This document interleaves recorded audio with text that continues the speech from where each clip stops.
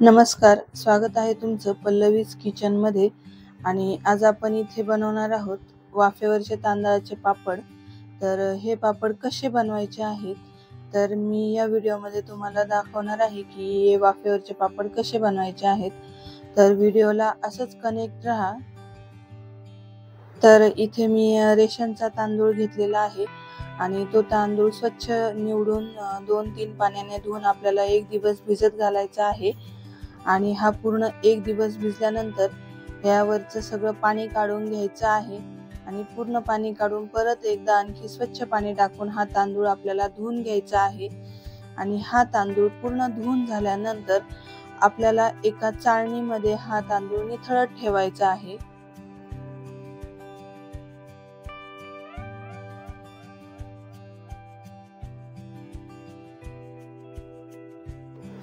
या चाळणीमधला जो तांदूळ आहे त्यामधलं पूर्ण पाणी निथळून घ्यायचं आहे.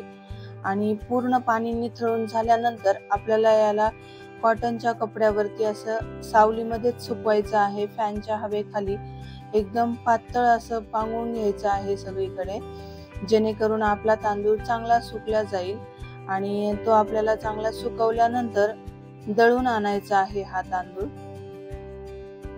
इथे मी हा तांदूळ 1 किलो भिजायला घातला होता, कारण अर्धा किलोच्या मला खिशीच्या पापड्या करायच्या आहेत आणि अर्धा किलो तांदळाच्या वाफेच्या पापड्या करणार आहे. पण त्याची प्रोसिजर सेमच असल्यामुळे मी एकत्रित भिजायला घातलं. आणि हे पीठ अर्धा किलो इथे मी घेतलेलं आहे. यामध्ये आपल्याला पाणी घालून हे भिजत घालायचं आहे. कमीत कमी हे पीठ आपलं 1 तासभर तरी भिजलं पाहिजे. हे पीठ आपल्याला खूप पातळही करायचं नाहीये आणि खूप घट्टही करायचं नाहीये.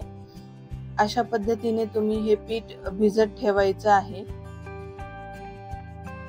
पिठाला आपल्या भिजून 1 तास झालेला आहे. इथे मी पातेल्यामध्ये पाणी उकळायला ठेवलं आहे आणि इथे एका ताटाला चांगलं पुसून कॉटनच्या कपड्याने पुसून घेऊन मी इथे हे पीठ घेऊन पूर्ण गोल आकाराची पळीने पापडी तयार करत आहे.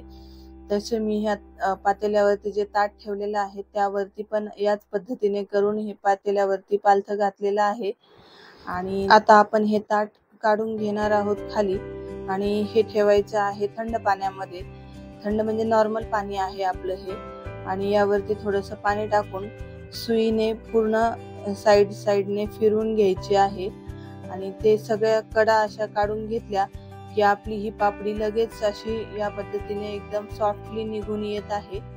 आणि ती सुपावर किंवा दुर्डीवर तुम्ही अशा पद्धतीने वाळायला ठेवू शकता. आणि थोडंसं सुकलं की मग ही पापडी आपल्याला बाहेर प्लास्टिकच्या कागदावरती वाळायला टाकायच्या आहेत.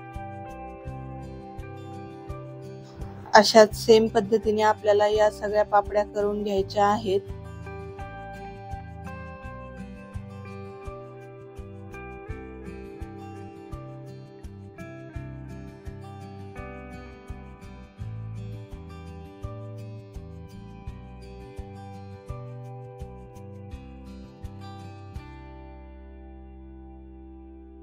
अशा प्रकारे या उन्हामध्ये वाळवायच्या आहेत आपल्याला या पापड्या.